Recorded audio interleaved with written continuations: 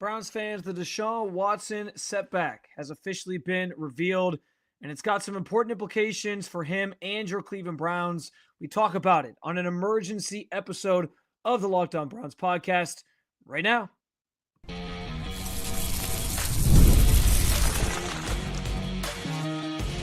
You are Locked On Browns, your daily Cleveland Browns podcast.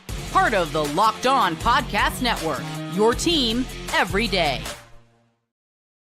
What's up, Dog Pound? I'm Spencer German, your host of the Locked On Browns podcast, proudly covering your Cleveland Browns each and every single day in the land and on the road. And we've got a little breaking news for you on a Friday that we're going to get into here momentarily. I do want to, as always, thank you, though, for being an everydayer and making the Locked On Browns podcast your first listen every day. Of course, on Podcast Network, your team every day. And as I said, breaking news, fittingly on a Friday for the Cleveland Browns, that seems to be a common theme of late, as we knew Andrew Berry said at the start of the week in his end-of-season press conference that Deshaun Watson had suffered a setback. He showed up for his end-of-season physical and essentially said he felt some discomfort in his ankle, in the Achilles injury that he had obviously gone through. And as they later revealed, he, as we found out on Friday today, he re-tore the Achilles and had a second surgery on the ailment on Thursday. Now, this is pretty big from a number of different angles. Obviously, what it means for the Browns quarterback position, which we will get into coming up. But from Deshaun's standpoint, I honestly will sit here and tell you today, and I feel pretty comfortable saying this at this point, I think this spells not only the end of Deshaun Watson, I think this honestly could spell the end of Deshaun Watson's career in the NFL. From being the player that he was coming into this league and with so much hope and promise, and for it to get derailed the way that it did because of his off the field actions, and he comes to Cleveland and is looking for sort of a fresh start. Well, that fresh start has just become this spiraling into more and more bad and just negative and problems and just not being the same player. And it's just perpetuated itself. The injuries have piled up. But I mean, if you really think about it, by the time he comes back from this injury, he will have missed. I mean, the 2020 season was the last full season he played. So that's 2021, 22, 23, 24, 25. I mean, we're going on 5+ years of him not playing an entire season of football. And I just don't know. Like, this game evolves and changes and moves so quickly. And we already saw there in Cleveland how the game had changed in ways that maybe he wasn't necessarily ready for, and how the offense that they were trying to run with him just could not really produce much of anything. And it was pretty pathetic.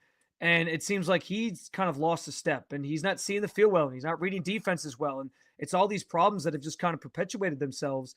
And like, if he's already in a spot right now where the league has almost passed him by and he's playing catch up and he just doesn't, and he's in his head, I can't imagine that another year away from the team and from football is going to help those matters anymore. If anything, I'd be mostly worried that it's going to lead to him being even more in his head, and the mental side of this mental roadblock he has getting even harder for him moving forward. I mean, that's probably the biggest thing right now in terms of how I feel about Deshaun and what his future holds.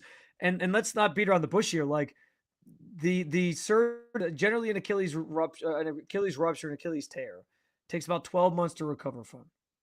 He was 3 months in since the injury in October. So that would have put him at like if things go smoothly, a September, October return next year, where he probably would have been like back to full strength, and the Browns felt like he could actually get back out in the field in any capacity. Now you're talking, he had just had the surgery on Thursday. Like, you're talking week 18 of next year is kind of his target to potentially get back out there. Like, he's not playing next year, guys. Like that ship has totally sailed on Deshaun Watson playing next year. And this is, I think not only the end of his Browns tenure, but also the end of his career. I don't see any way back from this. And so there's some financial implications of all this. And we'll talk about coming up, like, what it means for the Browns specifically, and certainly around like their quarterback situation. But this does now open up the door for Cleveland to pursue other options. Andrew Berry did say on Monday that he expects that room to look different in 2025.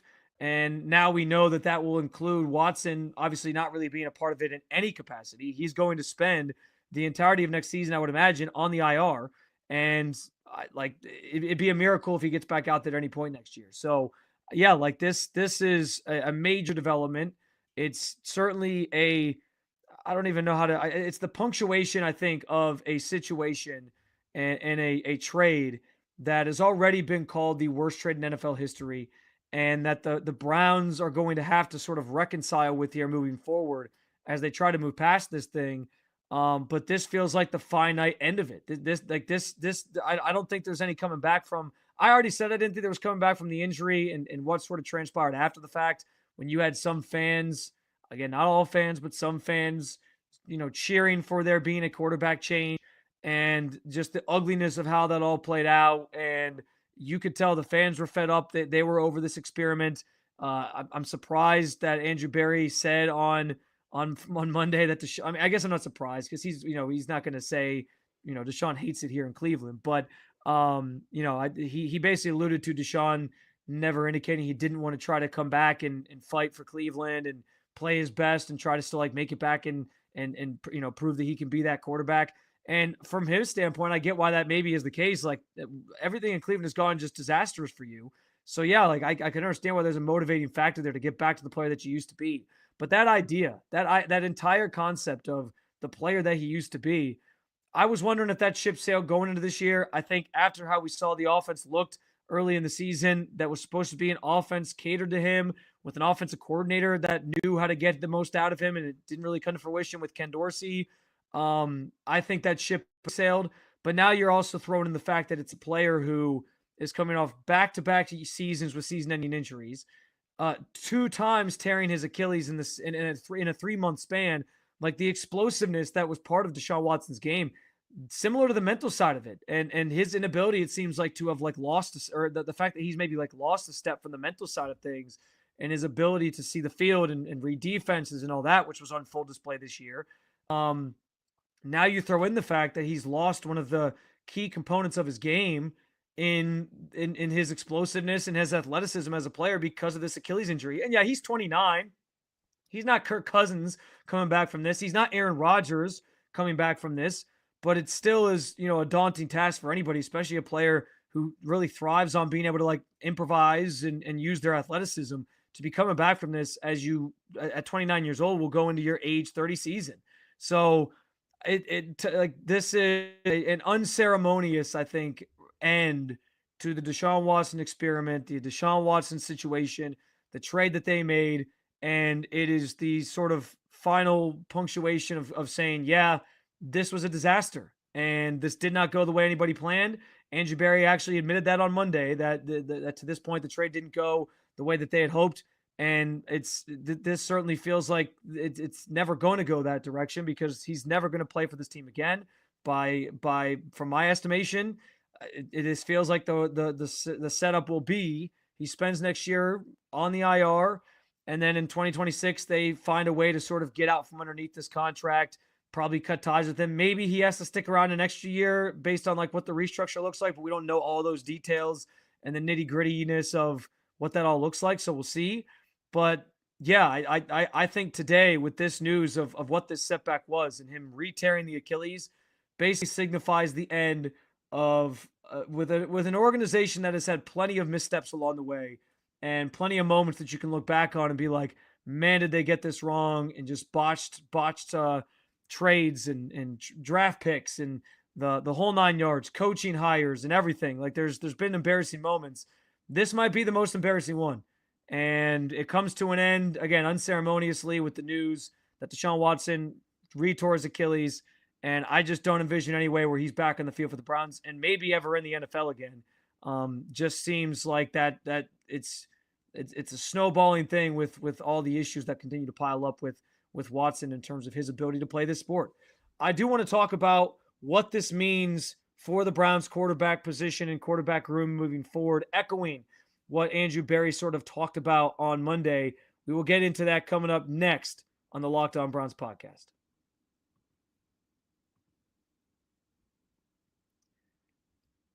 I can proudly say that I won one of my season-long fantasy championships this year, but I'll tell you, it was a very stressful season, being constantly worried about this injury or that injury costing me a game or a shot at winning the big money.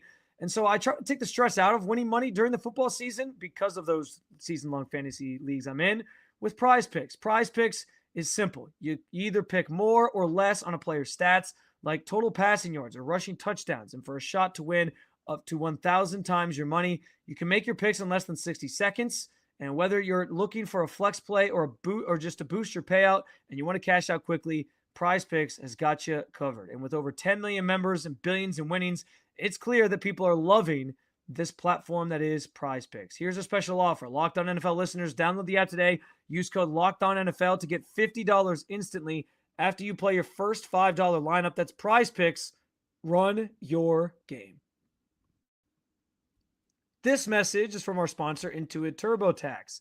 Are you tired of endless waiting, wondering, and worrying about your taxes? Well, now that's a thing of the past. You see, taxes don't need to be complicated or stressful. TurboTax is here to change the game by matching you with a TurboTax expert who can get the work on your return right away. No more waiting for answers, no more wondering if you're missing out on deductions. Whether you've got one form or 20, TurboTax experts give your taxes their undivided attention while you get real-time updates on their progress so you can focus on what really matters in your life and what you got going on elsewhere. You won't have to lift a finger, but you'll get peace of mind knowing that your taxes are being handled by the pros. Ready for a stress-free tax season and the most money back guaranteed? Head over to TurboTax.com today and get matched with your expert who is ready to take the taxes off your plate so you can focus on your day. Only available with TurboTax Live, full service, real-time updates only in the iOS mobile app. See guarantee details at turbotax.com/guarantees.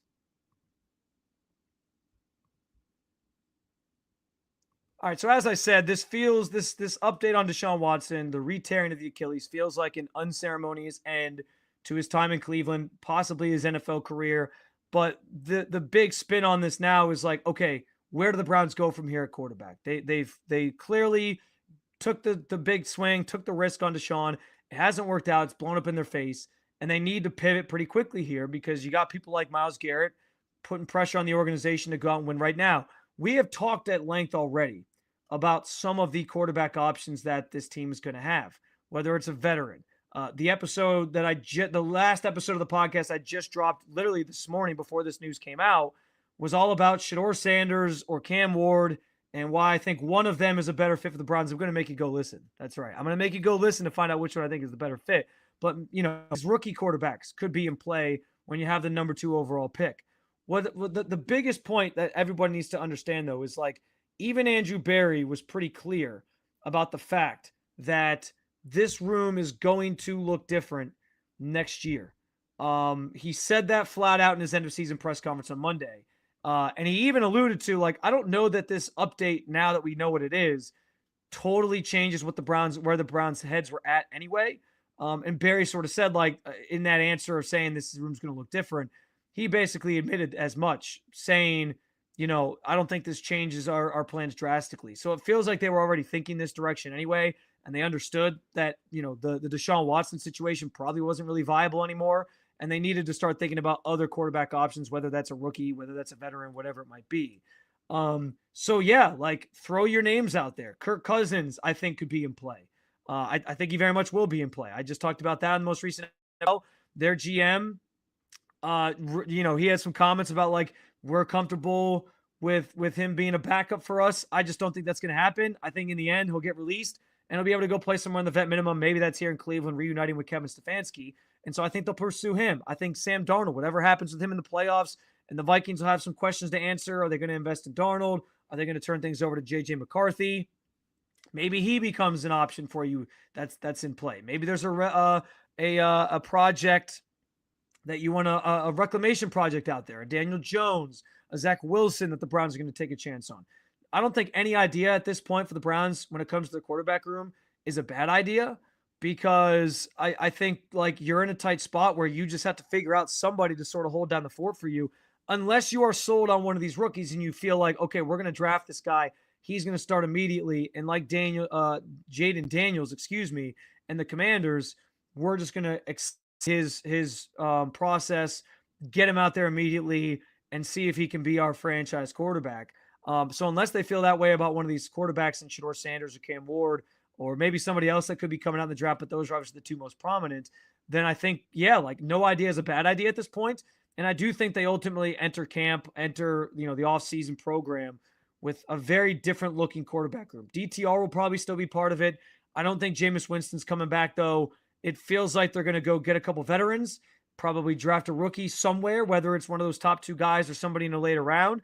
And they're going to sort of let the chips fall where they may, have an open competition, and see how it all shakes out. But we now know officially, I mean, maybe not officially because they didn't say any specific timelines, but from the sounds of it, like Deshaun Watson's not playing next year. And so you now know you can focus your attention elsewhere. I also think, too, from a different standpoint, like more of maybe a marketing and PR standpoint,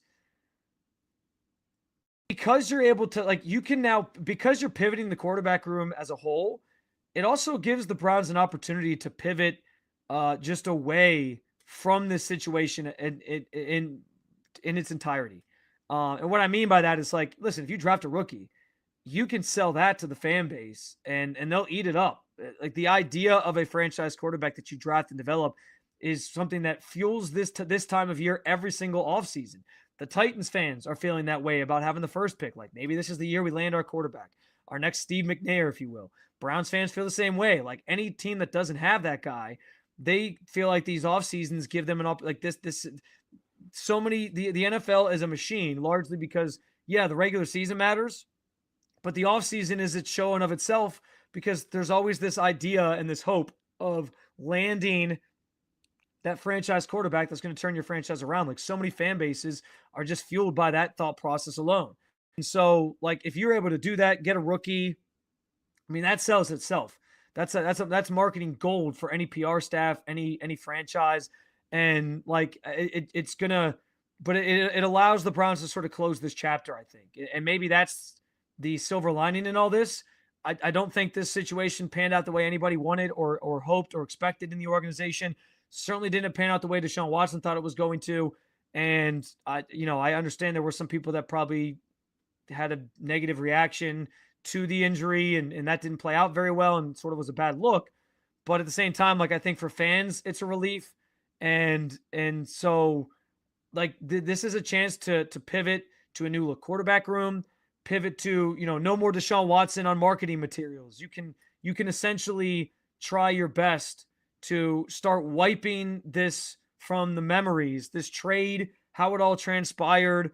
Maybe Baker Mayfield will still always be in the back of people's minds, but the fact that it didn't work with Baker and you made this trade and you landed this quarterback and all the baggage that it came with and how the last 3 years have gone, the hope is here that you can start to mend fences and wipe this from the memories of Browns fans, basically Men in Black style, and start moving forward. Like, close that book, close that chapter, and start thinking about what the future looks like without him. Maybe that means you're getting your franchise quarterback in the draft or not. Maybe it just means, like, okay, this next year, we're not even worrying about that. We have a different quarterback in here. And I will say this, like, the last 2 years, the times where Deshaun has been unfortunately injured have been pretty good vibes around the team, other than the fact that they were 3-14 this year. But, like, everyone remembers the Joe Flacco run. And there was moments like that with Jameis Winston this past year. Like, it's telling that the vibes around the team, both in the locker room and from the fan base, seem to be at all-time highs when he is not around. And so, again, it's a chapter closed, it's a book closed, but it allows the Browns organization to move forward. And, I think they gave you, again, some sort of admission from Andrew Berry on Monday that this hasn't gone the way that they planned. But now is the start of the process of being like, okay, it didn't work out. How do we sort of move past this and fix our relationship with the fan base and continue to build a team that can get back to being competitive? Because that's what the end goal ultimately is at the end of all this. So, again, silver lining in all this, even though the entire thing has been a disaster from the start. And, I don't think fans are going to let the organization forget about this anytime soon. But I'll tell you, if they find a way to stay competitive and win next year, it will certainly help ease things, especially, and that'll be twofold, if they find a quarterback that they can really sell the fan base on, which this fan base, I think, is so desperate for a franchise quarterback or just a good quarterback somebody who can play winning football, like they'll embrace anybody. Like I said, we saw that with Flacco. We saw that with Jameis Winston. So, yeah, on a number of fronts, it allows the Browns to sort of move forward and try to put the Deshaun Watson debacle, experiment, disaster behind them. Well, that is our first of probably many emergency pods in the books here. And Dog Pound, I appreciate you stopping on by. Thanks for joining me, as always, to talk about your favorite football team in a moment of a little bit of a frenzy, given that we got this breaking news on a Friday. I hope you will continue to make the Locked On Browns podcast your first listen every day. For your second listen, I encourage you to check out one of the new Locked On NFL shows, or if you want to keep it local, you can check out Locked On Cavs or Locked On Guardians. Thank you for being an everydayer at the Locked On Podcast Network. I will talk to you again real soon. I'm sure of it. Hopefully no more breaking news this weekend. I like to enjoy my weekend, but I know I will talk to you again real soon. But for now, I am